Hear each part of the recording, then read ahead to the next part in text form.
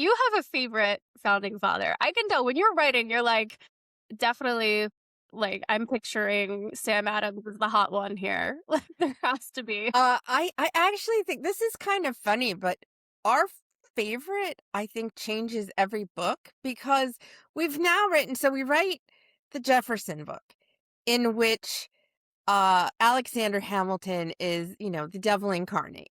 Then we write the Hamilton book in which Thomas Jefferson is terrible, like he is the arch villain. And then we get to John Adams' book and he hates them both. And and so we see them from all these different angles. And there's a reason, if any of you have seen the Hamilton musical, they really gloss over the Adams administration. There's a reason for that because this is not Alexander Hamilton's finest hour at all. When you start delving into it, you're like, oh no, I can see why the Adamses think he is the literal devil. And Abigail even said that she saw the devil in his eyes. So I don't know that I have a favorite because like right now I'm thinking I'm very charmed by John. Well, and I think we've talked many times about the fact that we wrote these books in the right order. Because if we had left Jefferson after Hamilton and Adams, I don't know that we could have really, sank into Patsy's idolization of her father in the same way after, seeing him through the Adamses and the Hamiltons' eyes. And so it's funny because sometimes in reviews, people will be like, oh, they just hate Thomas Jefferson.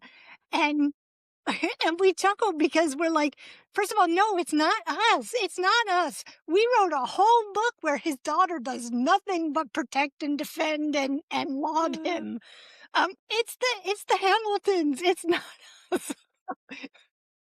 Yeah, it's well, I think that's a testament to being able to evoke your character's feelings and not putting your own, like, asserting your own thoughts onto them. Because if they got done with that book and they're like, wow, they hate Jefferson, but like, why? Like, right. And you're like, we did our job. Thank you very much.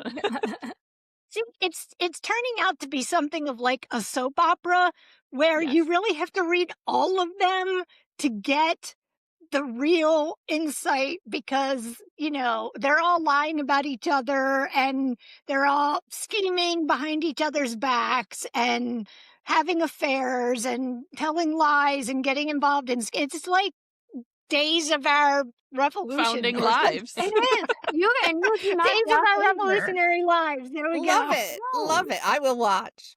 Oh, HBO, I would this totally is your watch call. that. Yes. You don't gloss over the fact that John Adams does have a problem with vanity and and he was a man of his time, and I love that you really dig into that and her reaction to that. It's and yeah, the Laura Linney stuff, I don't know. I thought John Adams is a comfort watch to me. It's Gilmore Girls, John Adams all day. And I pictured maybe I just pictured Laura Linney as Abigail Adams in her own movie, and it was so enjoyable. I loved this book so much. My other question too is like I would be totally convinced if you said that one person does the research and one person does the writing, because the writing is so seamless. It feels like one voice across all the pages. So my question is, how do you take those letters and all of that research and translate it into finding their voice as writers and keeping it consistent?